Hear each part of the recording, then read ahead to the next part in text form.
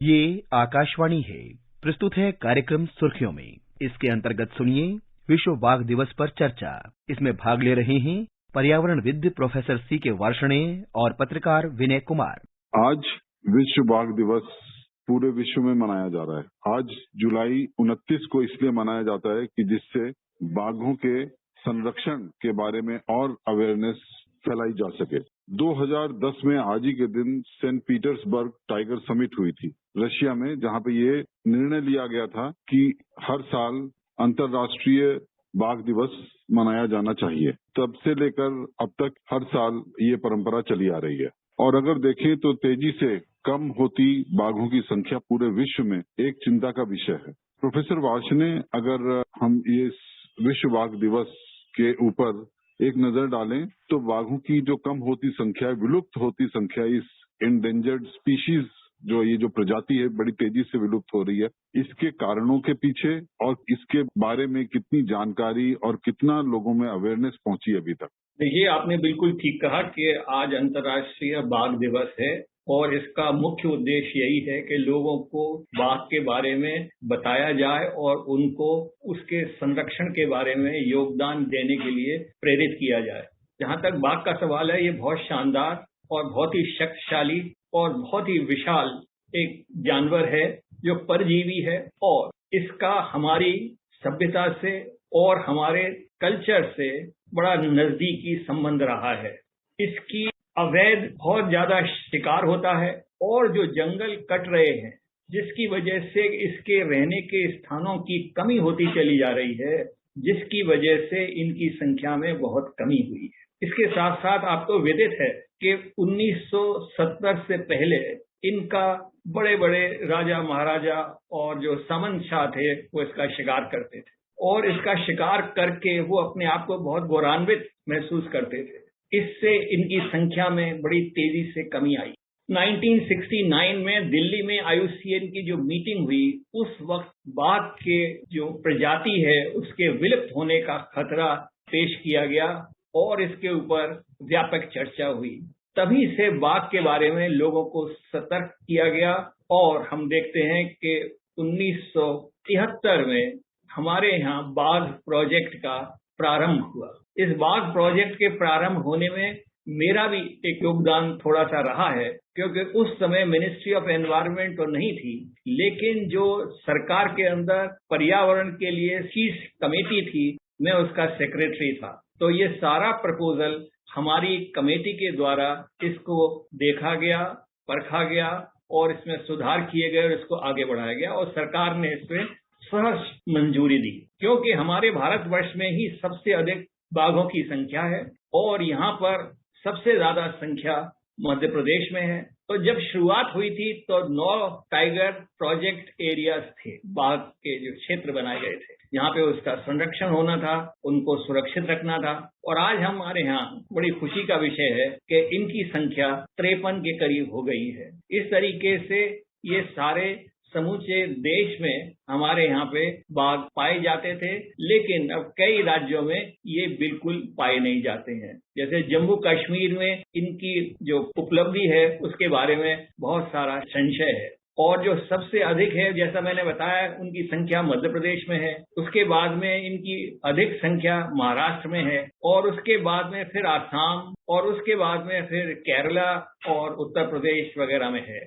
तो ये जो हमने संरक्षण बाघ का किया है, ये सारे विश्व में एक अनोखा प्रयोग रहा है, जिसकी वजह से इस विलुप्त होती हुई जाति को हमने अच्छी तरीके से संरक्षित किया है। लेकिन खतरा हमेशा और हर समय इसके ऊपर बढ़ता रहता है, क्योंकि विश्व भर में बाघ के जिंदे मरे हुए या उसके किसी भी हिस्से की बहुत अधिक मांग है और इससे अवैध व्यापार बहुत बढ़ता है, जिसकी वजह से अवैध शिकार होता है। तो इन सब चीजों को देखते हुए हमें ऐसे प्रबंध करने हैं कि हर व्यक्ति इनके साथ में जुड़े और इनके साथ में एक सामंजस्य का रिश्ता बनाए और इनका जो एक निवास क्षेत्र है उसको हमें सुदृढ़ रखना है, उसको हमें एकदम सुरक्षित रखना है, जिससे कि जो इनकी शिकार है और शिकारी जानवर हैं वो इनको आसानी से मिलते रहें और इनको भोजन की कमी न हो।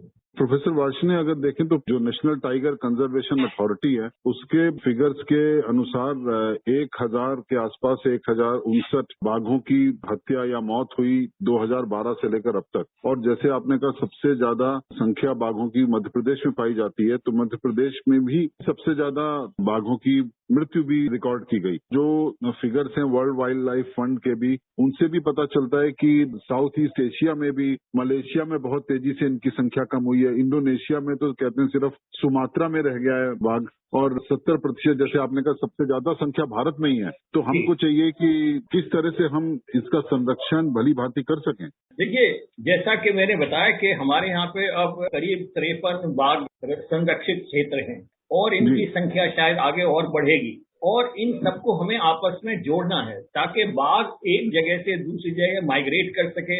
और इनके प्रजनन में जो एक विविधता होती है, अगर थोड़ी सी पॉपुलेशन रहेगी तो इनब्रीडिंग होगी और इससे उनकी नस्ल के अंदर कमी आती चली जाएगी। लेकिन अगर बड़ी पॉपुलेशन होगी और उन सब के अंदर फिर बाघ माइग्रेट करेगा तो उसके साथ में जो प्रजनन होगा वो अलग अलग इंडिविजुअल के साथ होगा, और इससे उनका जेनेटिक बेस के अंदर जो कमी आ जाती है इनब्रीडिंग की वजह से वो नहीं होगी। तो हमें अब ये देखना है कि ये जो हमारे बाघ क्षेत्र हैं इनको किस तरीके से हम एक दूसरे से संलग्नित करें। जैसे बाघ कॉरिडोर बनाएं जिससे बाघ को एक जगह से दूसरी जगह जाने में सुविधा रहे, ताकि वो अपना जो मादा है उसको छांट सके, देख सके और आगे उसी तरीके से उसका प्रजनन हो। देखिए, बाघ हमारे यहाँ बहुत ही मशहूर हैं क्योंकि हमारे यहाँ सफेद बाघ भी होते हैं जिनके ऊपर काली धारियां होती हैं, हमारे यहाँ सुनहरी बाघ भी होते हैं जिनके ऊपर काली धारियां होती हैं, और काले बाघ भी होते हैं जिनके ऊपर सुनहरी धारियां होती हैं। काले मतलब जो गहरे रंग के होते हैं। तो इस तरीके से ये 3 तरह के हैं। तो अभी हाल ही में खबर आई थी कि एक जगह बाघ की जो नए बच्चे पैदा हुए हैं उसमें तिरंगा रंग है, सफेद भी है, सुनहरी भी है और थोड़ा सा गहरे रंग का भी है। तो ये सब ऐसे अद्भुत प्रकृति का नियम है जिसकी वजह से बाघ को देखने के लिए विदेशी लोग आते हैं और उनको बहुत ही रोचक अच्छा लगता है। तो इससे वाइल्ड लाइफ टूरिज्म बढ़ता है और हमारे यहाँ एक तो बाहर के लोग आते हैं, दूसरा लोकल लोगों को इससे व्यवसाय मिलता है। तो अगर ऐसी हमको कार्रवाई करनी है जिसमें कि व्यवसाय भी मिले, लोगों का फायदा भी हो और बिना किसी पोल्यूशन के लोग आए, कैमरे से उसका फोटो खींचें, देखें और चले जाएं, तो दूर दूर से विदेशों से लोग बाघ के लिए आते हैं क्योंकि बाघ के प्रेमी दुनिया भर में, और ये ऐसा शक्तिशाली आइकॉनिक एक स्पीशीज है, प्रजाति है जो हरेक को मोहती है और हरेक को बहुत भाती है। जैसे अंतर्राष्ट्रीय बाघ दिवस जो मनाया जाता है 2010 से, वो तब से मनाया जाने लगा जब ये पता चला कि करीब 97% जो बाघ हैं वो तो पिछली शताब्दी में डिसअपियर हो गए, बिल्कुल विलुप्त हो गए। जब से ये इंटरनेशनल टाइगर डे या अंतर्राष्ट्रीय बाघ दिवस 29 जुलाई से मनाया जाने लगा है 2010 से, तब से लेकर अगर आज तक की हम इसकी प्रोग्रेस को देखें या प्रगति को देखें, लोगों में इस तरह की अवेयरनेस को पैदा करने में कामयाब हो सका है विश्व भर में या नहीं? इससे बाघ की जो पॉपुलैरिटी है और जो उसकी प्रसिद्धि है वो तो बढ़ी है,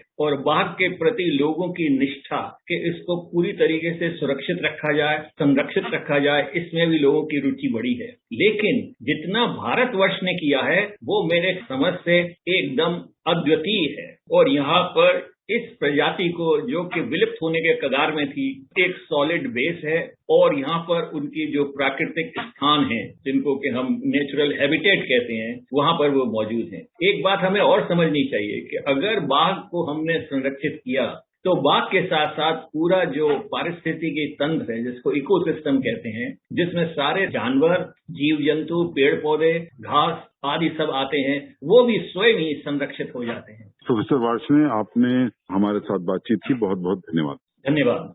अभी आप सुन रहे थे विश्व बाघ दिवस पर चर्चा। इसमें भाग ले रहे थे पर्यावरणविद प्रोफेसर C.K. वार्ष्णेय और पत्रकार विनय कुमार। ये कार्यक्रम आकाशवाणी के समाचार सेवा प्रभाग द्वारा प्रस्तुत किया गया।